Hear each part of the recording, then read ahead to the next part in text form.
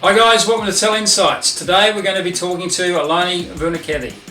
Eloni's journey is remarkable. He's one of those people who just doesn't take no for an answer. When someone puts a wall in front of him, he runs through it, or he climbs over it. His journey in rugby league started as a 6-year-old in Sydney and ended with 2 Rugby League World Cups for his beloved Fiji, and also finally pulling on the red, white and blues with the Sydney Roosters in the NRL just before the age of 30. That unstoppable attitude continues today, with Eloni taking on the Ninja Warrior course and also continue to give back to his beloved rugby league in his coaching at Mounties. I'm sure you'll find plenty of insights in the conversation and plenty to inspire you as well. I hope you enjoy the chat with Eloni Vunaceke.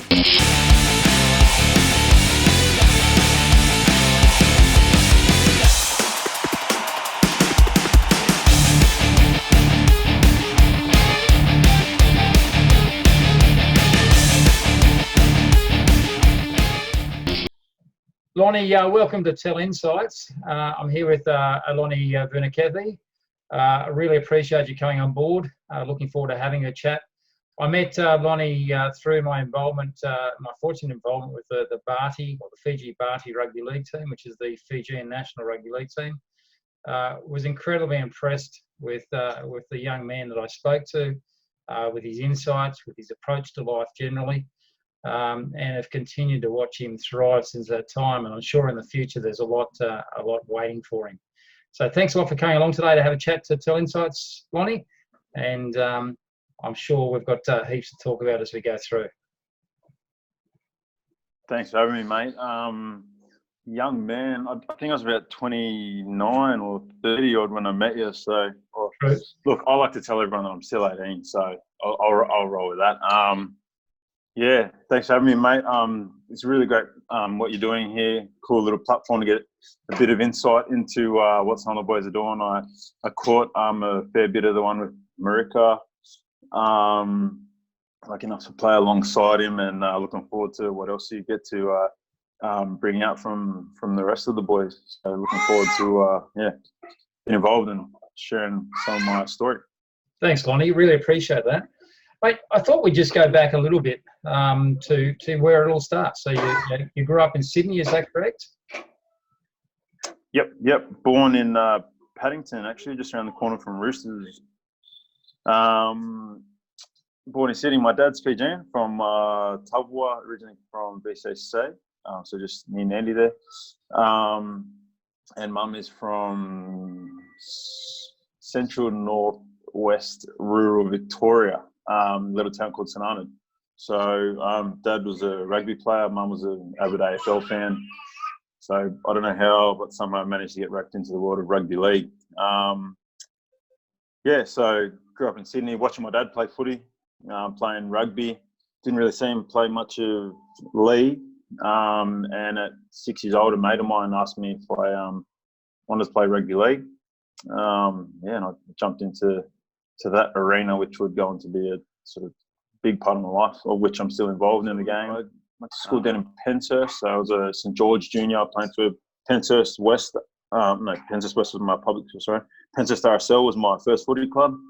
I then moved down with mum. After my mum and dad split, we moved down to Cronulla. Went down to Cronulla South Primary School, played a bit of footy there. Didn't play any competitive footy, I just played for the school side. We didn't really have a car much as a kid, so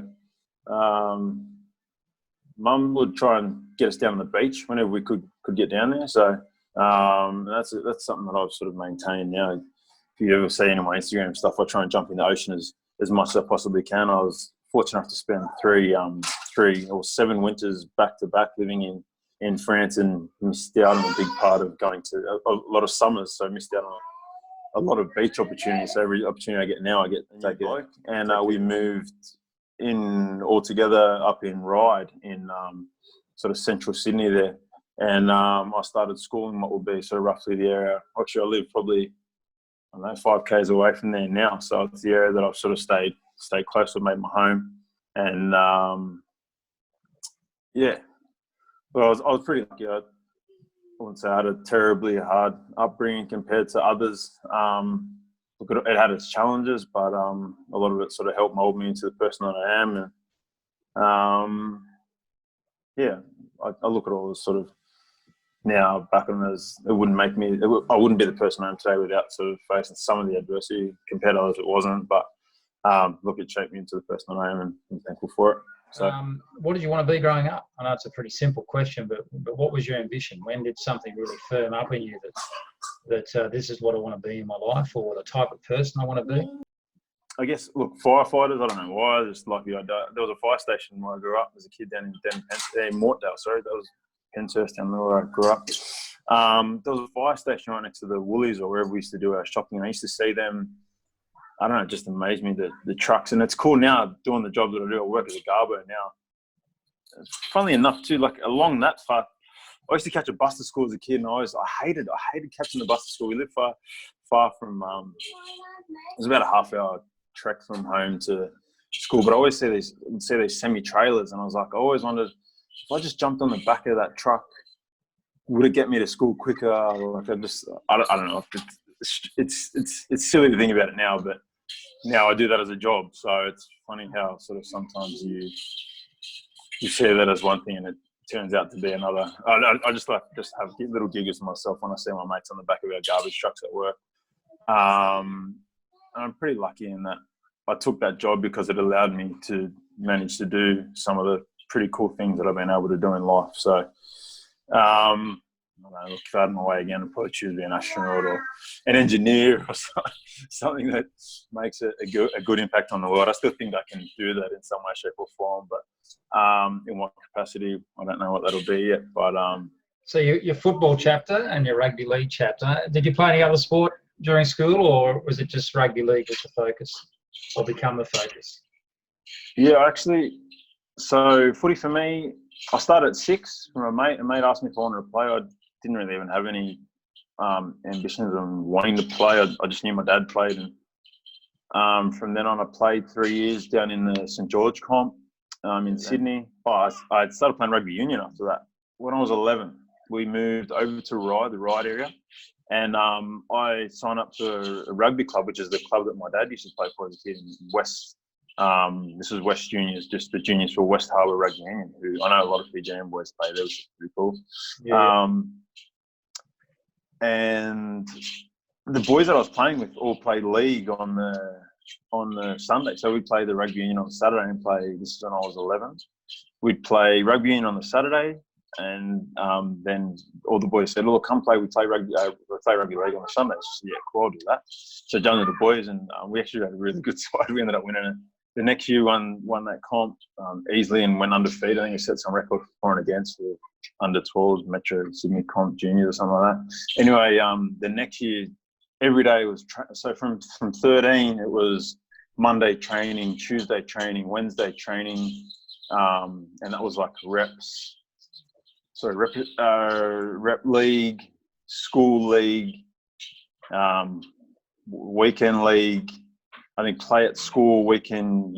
Thursday would be play for school. Friday would be weekend rugby training. Saturday play rugby. Sunday play rugby league. So after a year of that, Mum had enough and pulled the pin on it and said, "Look, you pick one sport and we're into one sport only. Your brothers and sisters can't get any of their sport done." And she sort of drew a line in the sand. She said, "Look, school's got to have some sort of priority in life." And she pulled me out of. I stopped playing league then, which I regretted a little later in life. But look, it helped me and set me up for other areas and aspects of life. So, 14, I just played rugby union. 14, 15, 16, I played rugby union. I was a winger. I was fast back then, paying homage to my Fijian lineage there and being an agile winger. I couldn't kick though, so I had to make sure my running game was on point. I backed myself in my ability to run a ball back faster than I could. Further than what I could kick it. So, yeah, I'm not really known for my speed, but I had it then when I was probably 40 kilos lighter than what I am now. So it helped. 16, I actually stopped playing footy altogether and jumped into a rowboat. got somehow recruited to a rowing club down in Abbotsford in Sydney, and we would get up at 4:30 every morning and row our boats from Sydney to Silverwater and turn around and row them back. So, lots of look, for me, that was cool. Gave me a lot of strength, a lot of endurance, and taught me a lot about hard work and hard training and what it took to get better and better. We were pretty much racing all the time, so it was cool. Actually raced at Nationals once. By chance, our club was hosting it, and I got heated up against the 3 of the 4 best rowers in Australia for my age group, under 19s at the time. I think I was 17. Wow. And sitting on the start line, looked around and I'm gonna smash these blokes. Took about 10 strokes into the race. I was ahead, and then I literally blinked and they were all gone and they smashed me. So that was a cool little humbling experience and learning experience. We thought we were giants killing everyone that were racing against, and those blokes just absolutely destroyed us. Mum pulled me out of that sport the next year because she was sick of getting up that early and driving me. I think she was appreciative of what the sport was doing for me, but she just wasn't all that into the early mornings. Plus, I was starting my HSC the next year. I was going into year 12, so she said, "Look, I'm going to pull the pin on it," and I just started working. I stopped playing footy, and I just took up work. I was working at Macca's. I started working at McDonald's. I was like 14 years old, so I was doing nothing, and a mate of mine said, "Come down to Holy Cross Rhinos." Still playing school footy, but it was just like a muck around. I'd go to training in my steel cap work boots that I had from construction at class, and I wouldn't really apply much of myself. Where I sort of got the bug again, though, was probably year 11. I really wanted to make our A grade side at school, and they just wouldn't pick me. And I said, "Stuff this! I'm just going to make this side." So I just trained like hard after I made that sort of decision to myself. And they picked me one week and dropped me the next, and I was like, "What's going on?" I said, "Stuff this!" I just dominated that B grade side that I was in. And the next year they finally put me into that A grade side, which we had a really good season as well. I think that year we had a streak of about a 35 game win streak for our age group until we got knocked out in the Aussie Schoolboys Cup comp in the quarterfinals, I think so. Wow. What school was that, Lonnie? I went to school at Holy Cross at Ryde. Holy Cross Ryde? Okay. Pretty big league. Yeah. Pretty big league school in Sydney. 2003 Rugby World Cup. I watched Scotland knock Fiji out of the World Cup, and I bawled my eyes out. I cried my heart and my soul out. And I said to myself there, one day I'm going to go and represent Fiji for footy in some capacity. I just remember making that little sort of side note to myself. That was 2003, and 10 years later I'd get to pull on a Fijian jersey for the proper first time. Lons, you spoke before about your determination to get into that A grade. Where do you think that determination inside of you comes from? Can you define it? Can you give us any? For me, it was proving people wrong. I guess I some reason got. She is the little one alongside for the ride. For me, it was I like to. Well, I don't like bullies. I'm not a fan of bullies, and from things that I found, I guess bullying for me, there's some blokes who said you'll never make this side, or I can't even pinpoint who it was. Some bloke at school said something to me at one point, and it just started this fire inside and said, "I'm going to prove this bloke wrong, and I'm going to make this side." And then from then, that just grew into this thing like, oh, those coaches didn't want to pick me for this team, so I just applied myself more and more and more. And I'm pretty lucky. When my mum remarried, she remarried a guy who's he's quadriplegic. His name's Andy Cooper, and his dad is Dave Cooper, who was the strength and conditioning coach of the Bulldogs back in the 80s when they won all their comps. Yeah. So I had those two guys in my corner all along teaching me the physical side, but the psychological side too. Like they would, like Dave, my granddad, would, whenever we're at his house, he'd just throw us on the row and say, "Come on, smash this." He was just doing these little tests, which are actually a little mental test to us, me and my brother and sister. Whoever else was around as well, they couldn't avoid it because he's so competitive. My stepdad's quadriplegic, and later on in life, I used this sort of to help me sort of when I was feeling shit or down or tired. I'd go, well, Andy, if Andy could walk for 10 minutes, he would walk. So get up and go and get up and do what you need to get done. So I guess it was those two planting little seeds from the start. And that's not even Andy's type of his character. He's the most gentle, he's the gentlest soul on the planet. But part of his physical sort of non-ability to do, I would take that and use that. So I guess it'll just, that coupled up with that, the need to try to prove someone wrong. I think it's more so proving myself right, but I use the fuel of trying to prove someone wrong to get me to that next level. So look, I know that's not a super healthy way to look at things, but if the end product is you being better than what you were, then it's game on. Just use whatever drives you. And like I said, it's not always super healthy to be that way.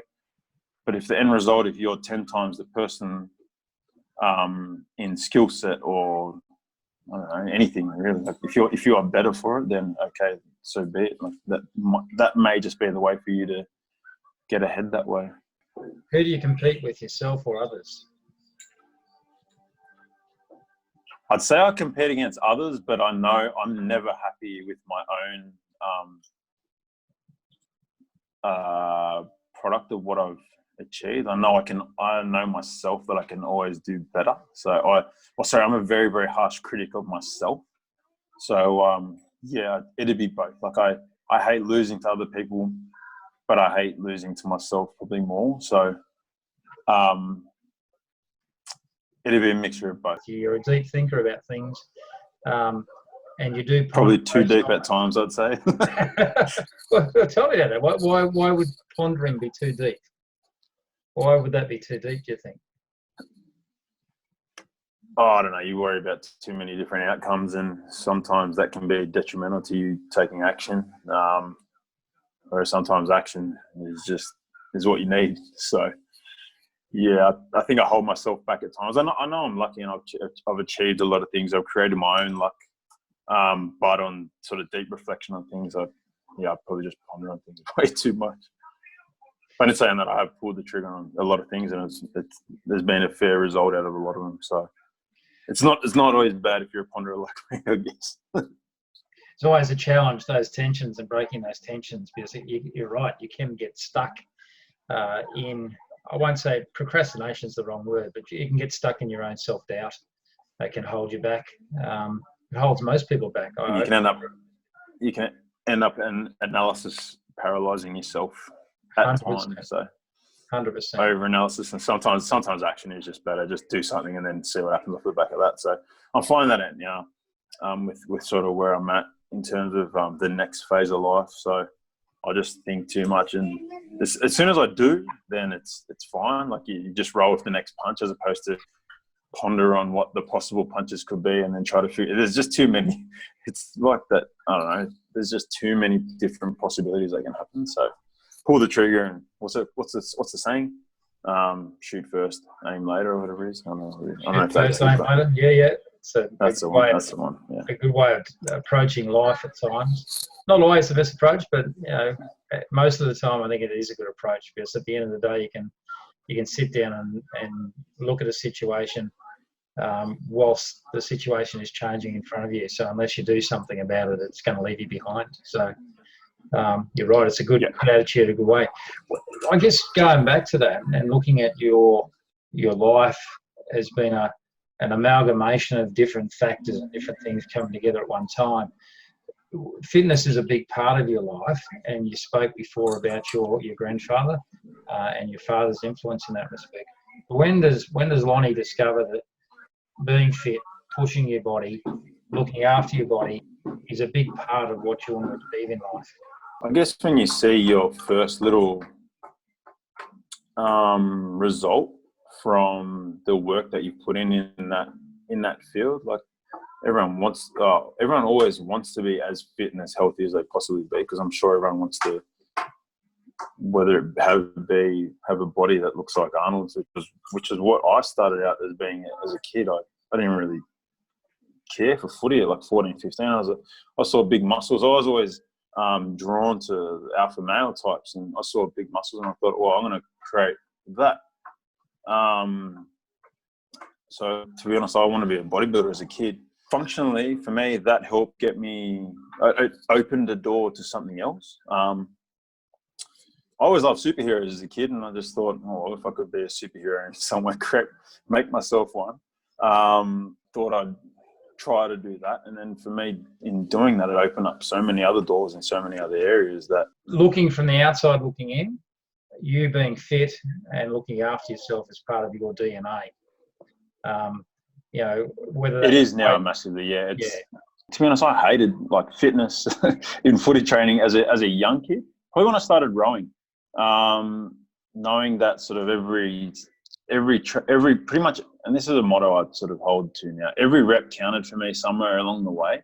So if you don't put in that work, you won't get any results. So, and as a kid, I had this, when I started lifting weights, I had this sort of attitude, like enough was never enough. I always had to do more. So and in the long run, it sort of paid off for me in sort of the footy aspect of life.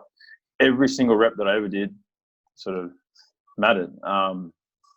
And had I not done those, I may not have got to any of the levels that I was lucky enough to get to. So for me, probably at 14 when I first started lifting weights, and strengthened and doubled down again when I was probably 16, 17 rowing. Every single rep in a rowing race can be either positive or detrimental to the end result of rowing. So let's talk about the footy. So your footy journey. When does that start to become a big part of your life? When does football become the most important thing? Look, to be honest, I wouldn't say it was the most important thing, but it was just look.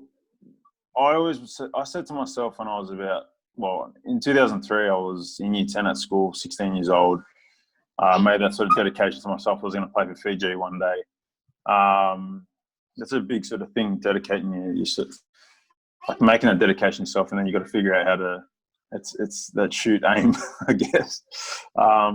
Make the commitment, and then you fill in the blanks in between. At 19, I was lucky enough to head over to Fiji and represent. It was the Bati side, but we played in a game against the Junior Kangaroos. So in 2008, the World Cup was on. I didn't go to trial, which I wish I did, because I may have been an opportunity to play in the third World Cup. In footy in Sydney, you play your Harold Matts and your SG Ball, and I never played any of those. So the clubs didn't really want to know who I was, because I had no footy sort of background. I had played no junior reps. And funnily enough, the under-20s coach was just happened to be at our school because they had a training session. I only found this out the other day. I bumped into my school teacher that told me the reason why you got picked was you walked past the coach and he saw my frame, my size. And he said, "Oh, actually, mate, make sure you bring that bloke down to training when we start training in a couple of months' time." So it's 2005. So Tigers just win the comp. Yeah. I'm pumped. Tigers just won the comp. So got an opportunity to head to the current champions of the game. Start Tigers 2006. I think I played round 1 too. So I was a 19-year-old heading into a under-20s team. And I ended up spending 6 years at Tigers.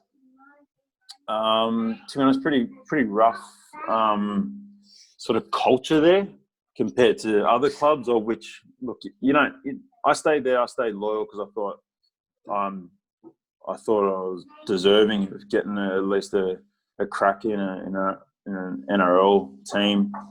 And I always said to myself, I want to be an NRL player. I spent 6 years there, and I never even trained. I trained once with first grade because our reserve grade side was training them. Never asked to even train, just as a one-off. How do you sustain that ambition through 6 years? How do you keep that fire burning inside of you that you still want to make it? 2010, we had another great year. We lost the major semi to Windsor. I think they beat us, knocked us out. But that year, actually, for the first time I ever, in one of the rounds, I don't know what round it was, but I actually made the team of the week. I was in the team of the week, and I got like a pair of undies or something for it. I was like, oh, this is cool. Back then, too, money was peanuts. It cost me money to play for the Tigers more than, I don't know. It was a joke. Rugby league. If you're playing rugby league for money, you're dreaming unless you're one of the top earners in the NRL. As soon as I got that one little, someone said, "Here you go, you made the team of the week." I thought, okay, maybe I'm not as bad as what some people think that I am, and maybe I can prove them wrong in some way, shape, or form at some point. So, Lons, the goal was still there. What position are you playing then? Front row. So when I first started in Jersey Flegg with the Tigers, I trained the whole preseason. I trained my guts out. So the coach, trials were coming around. I said, "Coach, what do you want to play?" They saw the way that I trained, and they just like my sort of how aggressive I was and the way that I ran. They said, Coach, what are you going to show me? What do you want to play? He goes, "Mate, I want you to play front row." I said, "Front row? I've never played front row before." I said, "What do I do?" He goes, "Mate, just catch the ball and run hard and straight. Tackle, make your tackles. That's it." I was like, "All right, that sounds fair enough." So off kickoff, or was that Cabramatta against Dragons? Stupid me. Catch a ball off kickoff and just go bang straight into a fend, thinking I'm just going to fend my way through these front rowers. Boom, busting my wrist. I was sweet, but my wrist is still buckled because of it. So, as I said before, you just learn on the go, mate. So, get the bumpers up now. That's the that's the new style. But yeah, so a couple of years later, it took me 5 years to earn the team of the week call up. In reserve grade, I was in reserve grade when I finally got that. 2011 came around. They didn't offer me anything. I just sort of stuck around, and they eventually sort of threw something my way. End of 2011 came around. We somehow scraped our way into the finals.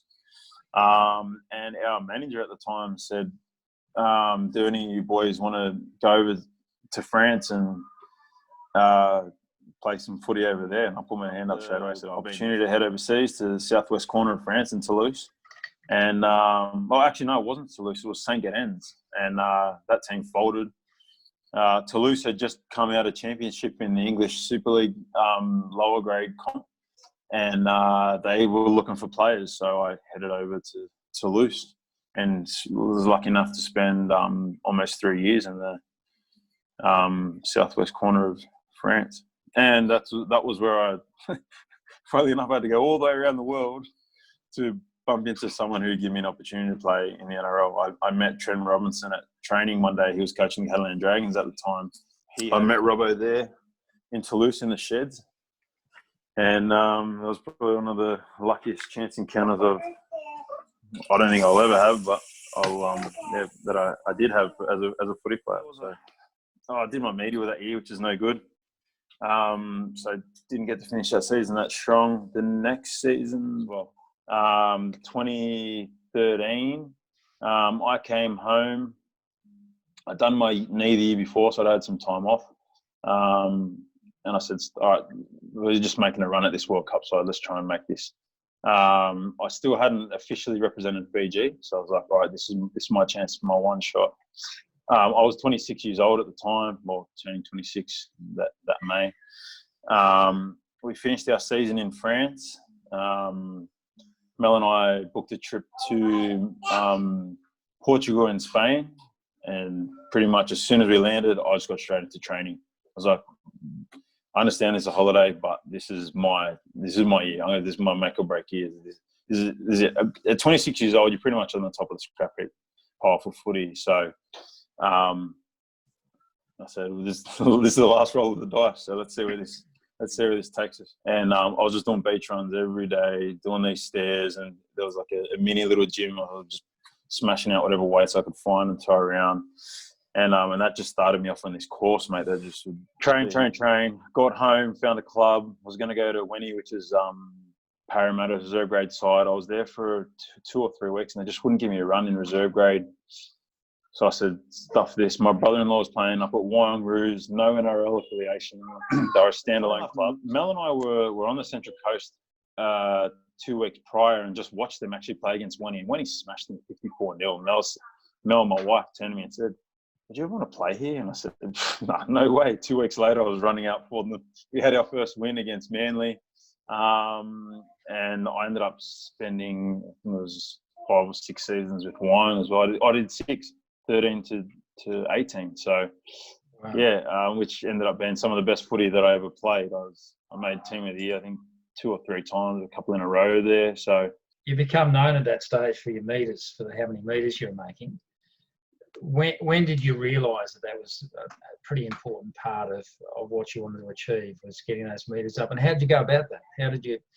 Was it psychological? Was it your training? Was it running in the legs? What was it that allowed you to start eating those metres up? to be honest, I loved watching Ruben Wiki take that hit up against Asir Soiola in the 2008 final series. So I pretty much ran every single run when I wasn't tired, like that run. Just the older I got, the better I got at it. I mean, probably until I was possibly too old for it, but it's a tough game. Rugby league. It's one of the hardest of all. And if you're not putting all that you have into every effort, then you're just going to do yourself no favours. So I was actually lucky enough to play alongside Mark O'Mealy as well in 2014 with Wyong. And he managed to teach me so much in just the short time that we had together. Oga had a big hand in a lot of what I did and smartened me up as a footy player, rather than just trying to run it dead straight. Just choose somewhere a bit smarter to run. Tell me about 2013. Tell me about the World Cup. Yeah, that was a pretty cool experience. On my Instagram, I the photo that I have on there is I'll probably stack of better photos, but that photo in particular was taken the moment I stepped foot on the field. It was a long road for me to get to even be picked in that, even the team before that team. So to get into that Fijian side, you had to be playing a level of footy in Australia. I wasn't even doing that. I had to come back. I came back from France, training session, and played every game like I was going to play against Australia, because I knew Fiji all we had to do was beat Ireland and we'd progress through the semis because we'd knock Ireland out. So everything in my power was trained to prepare to play against Australia.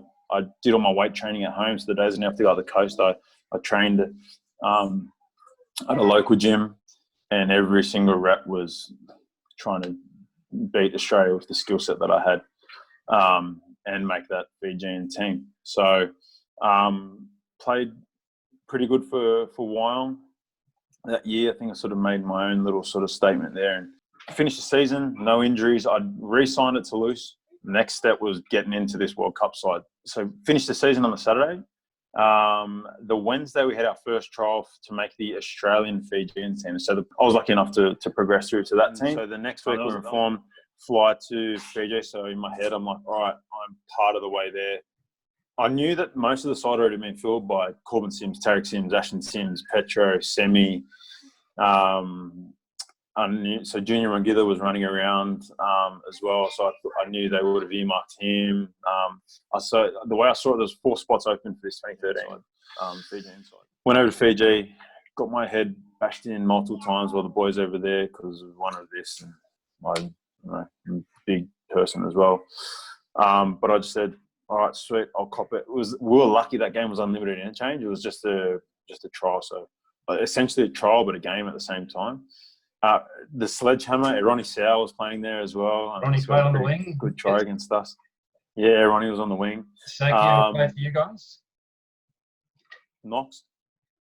So Noxie played against you? Sorry, no. Saki did play for us, actually. Saki was in our team. Knox was on the other boys' team. Yeah, so that was a brutal game. So I tried my guts out. I was cramping up everywhere, but I thought, okay, this is the last roll of the dice. This is my last shot at anything in rugby league at all. If I ever want to make some sort of name for myself, that's what I got to do. I'd done my stint. I came off. Lucky it was unlimited interchange. I'll do a stint and go back on and just take 3-4 hit ups, and then they'd take me off again, and I'd go back on. I'll just pace the sideline as I did as a footy player. I don't know why I always did it, but I did it. And they just kept sending me back on. I'd go on and just do as much damage as I could. I was like, this is it. This is the last roll of the dice. I sat down. I said, look, I just spent a year giving every single thing that I possibly could to this. If I don't make it, sweet. They read the team list out, and in my head I knew all the front row spots. I knew the sort of vacant ones. Stupidly, to me, it was the they were reading out the alphabetical order, so they called all the boys, and I didn't hear my name, so I literally I just dropped my boots, turned around, and I just started crying. I was like, it's done. Like I didn't make it. I put in all that work, got nothing for it, and idiot me didn't realise that. Yeah, it was alphabetical order, and they called out my name last. So I turned around with the biggest smile on my face, walked up the stairs, hugged Jimmy Storer, and there's a cool photo of all us boys standing out there. I got tears like streaming down my face, and I actually went down into the tunnel, thanked the coach, and said, "Look, coaches, I appreciate you for choosing me inside. I just got one problem. I've got to go back to France and play my first 3 rounds of my regular season." And they're like, "Look, we're aware of that. That's fine. You go do that. Look after yourself. Don't get injured. And we look forward to seeing you in England. We'll meet you over there." And so